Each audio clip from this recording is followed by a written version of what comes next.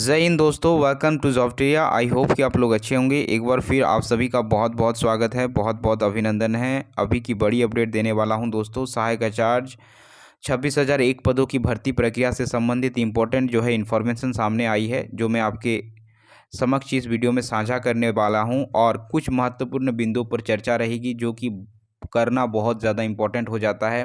अन्यथा आपके साथ नाइंसाफ़ी हो सकता है, आपके साथ धोखा हो सकता है।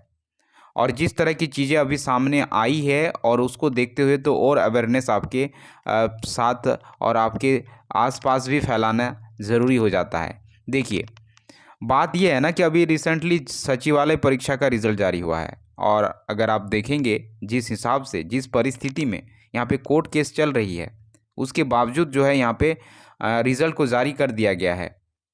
और ऐसे रिज़ल्ट जारी किया गया है कि जो कैंडिडेट एग्ज़ाम में लिखा है, बैठा है, उसको खुद आइडिया नहीं है कि कितने कट ऑफ मार्क्स रही, मैं अगर छटा तो कितने मार्क्स से छटा, मेरा सिलेक्शन हुआ तो कितने मार्क्स से हुआ। ये काफ़ी दुर्भाग्यपूर्ण बात है। और अभी तो कई चीज़ें सामने आ रही है। व्हाट्सएप में तो कई सारे मैसेजेस ऐसे हैं जिसमें बताया जा रहा है, दावे किए जा रहे हैं कि मेरे मार्क्स ज़्यादा हैं और कम मार्क्स वाले का सिलेक्शन हो गया है, उनका जो है यहाँ पे रिज़ल्ट जारी हो गया, रोल नंबर उनके जो है यहाँ पे रिज़ल्ट में दिख रहा है, मेरा ज़्यादा मार्क्स होने के बावजूद नहीं है। तो कई तरह की चीज़ें यहाँ पे सामने आ रही है। लेकिन यहाँ पे अगर देखा जाए तो जेएसएससी का यही चीज़ें बहुत ज़्यादा ख़राब लगती है, और ये बहुत जो है नेगेटिव चीज़ों को और ले जाती है ये हरकतें। क्योंकि ये पहली बार नहीं है। आप रिज़ल्ट को डायरेक्ट कैसे जो है यहाँ पे जो है रिलीज़ कर सकते हैं, विदाउट जो है यहाँ पे कट ऑफ मार्क्स जारी किए, रिस्पॉन्स आंसर की जारी किए, यहाँ पे सारी चीज़ें कराई जाती है। यही हाल जो है आपका सहायक आचार्य 26,001 पदों की भर्ती प्रक्रिया में भी देखने को मिलेगी। अगर आप लोगों को मैंने वीडियोज़ में बता भी रखा है कि जो 2016 में टीजीटी भर्ती हुई है, उसमें भी इसी तरह के मामले सामने आए हैं, और उसमें तो जग ज़ाहिर हो गया है कि आपका जो है ज़्यादा मार्क्स वाले का सिलेक्शन नहीं हुआ, कम मार्क्स वाले का सिलेक्शन हुआ है। और उसी वजह से कई तरह के केसेस भी चल ही रहे हैं अभी तक, और नियुक्ति प्रक्रिया अभी तक चल रही है, कंप्लीट नहीं हुई है।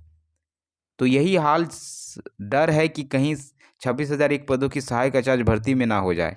क्योंकि यहाँ पे जिस तरह की अभी स्थिति बनी हुई है, उस हिसाब से लग रहा है कि डायरेक्ट ये रिज़ल्ट ही ना जारी कर दें। क्योंकि विदाउट रिस्पॉन्स की अगर रिज़ल्ट इस तरह से आ जाएगी, तो फिर भर्ती प्रक्रिया किस तरह से हुई है, इस पे क्वेश्चन मार्क लग ही जाएगा। क्योंकि अभी तक सहायक आचार्य पर ऐसा कोई जो है सवाल जवाब नहीं कर रहा है कि सेटिंग गेटिंग हुआ है क्या नहीं। लेकिन इसी बीच बहुत कुछ हो सकती है। तो अगर यहाँ पे विदाउट रिस्पॉन्स आंसर की दिए बिना जेएसएससी अगर रिज़ल्ट को जारी करती है, इट मीन्स यहाँ पे बहुत बड़ा खेला होगा। तो इसीलिए स्टूडेंट को क्या करनी चाहिए कि आपको जो है यहाँ पे रिस्पॉन्स आंसर की का डिमांड करना चाहिए, और जेएसएससी कार्यालय के साथ साथ मुख्यमंत्री से भी जो है यहाँ पे आवेदन के साथ जो है रिक्वेस्ट करनी चाहिए कि रिज़ल्ट पे स्टे लगी हुई है। सुप्रीम कोर्ट में जो आपका केस जो है हुई है, जो केस चली है, उसमें जो सुनवाई कंप्लीट कर चुकी है सुप्रीम कोर्ट, जजमेंट को सिर्फ वो रिजर्व रखी है जेटेड वर्सेस सीटेड केस का।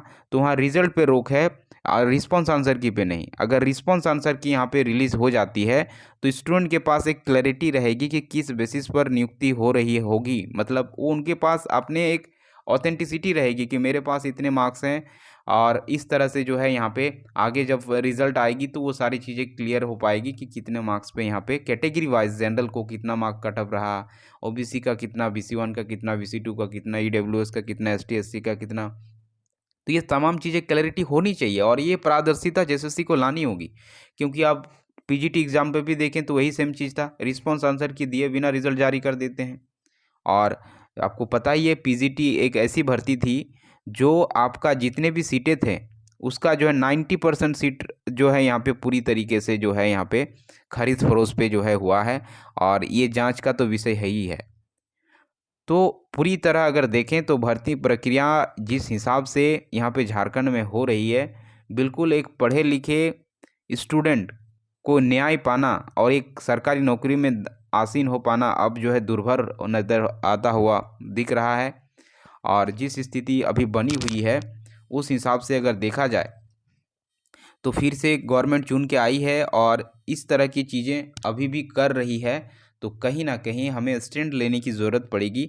और सहायक आचार्य की बात करें तो अभी जो है इसका जो है रिज़ल्ट पे वर्क हो रहा है और इसकी जो है एक तरह से जो है तैयारी जो है रिज़ल्ट के अंतिम चरण पर है। बता दें दोस्तों, बड़ी अपडेट यही है कि तैयारी जो है अंतिम चरण पर जो है यहाँ पे हो चुकी है, क्योंकि मैंने सचिवालय का भी यही चीज़ बताया था कि रिज़ल्ट कब तक आएगी और वही चीज़ हुआ है। और यहाँ से हमें जो इन्फॉर्मेशन अभी हाथ लगी है उस हिसाब से कि आपका रिज़ल्ट जो है बनकर तैयार हो चुका है लगभग।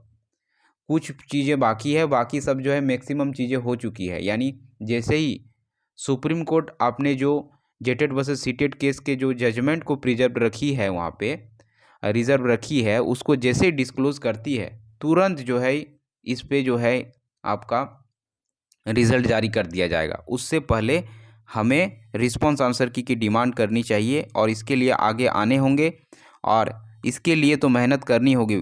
बिना मेहनत का यहाँ पे कुछ होगा नहीं, क्योंकि झारखंड में आपको पता है परीक्षा कराने में भी आपको आगे रहना पड़ता है, आंदोलन करना पड़ता है और जो है रिज़ल्ट लाने के लिए भी आंदोलन करना पड़ता है।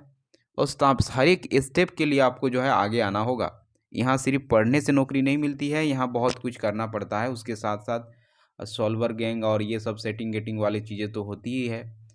और वही चीज़ अभी भी अगर फ़िलहाल में जितना ज़्यादा स्टे लगेगी, मतलब ये रिस्पॉन्स आंसर की नहीं आ जाती है, उतना ज़्यादा संभावना रहेगी कि आपका जो है कहीं ना कहीं गड़बड़ी चीज़ें हो रही होगी अंदर ही अंदर। तो ये वाली खेला वाला सिस्टम जो है इसको नहीं होने देना है इस भर्ती में, क्योंकि ये भर्ती भी जो है एक ऐसी भर्ती है जिसमें स्टूडेंट का काफ़ी स्ट्रगल रहा है।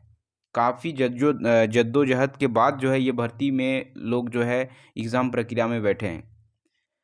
तो ऐसे होने नहीं देने हैं। हमें जो है यहाँ पे रिस्पॉन्सिबिलिटी अपनी लेनी होगी और रिस्पॉन्स आंसर की डिमांड करनी होगी। चाहे ट्विटर कैंपेन हो, कैंपेन चलाना होगा, मतलब हर तरह के जो हथकंडे हैं हमारे पास, वो सारी चीज़ें हमें यहाँ पे अपनाने की ज़रूरत है।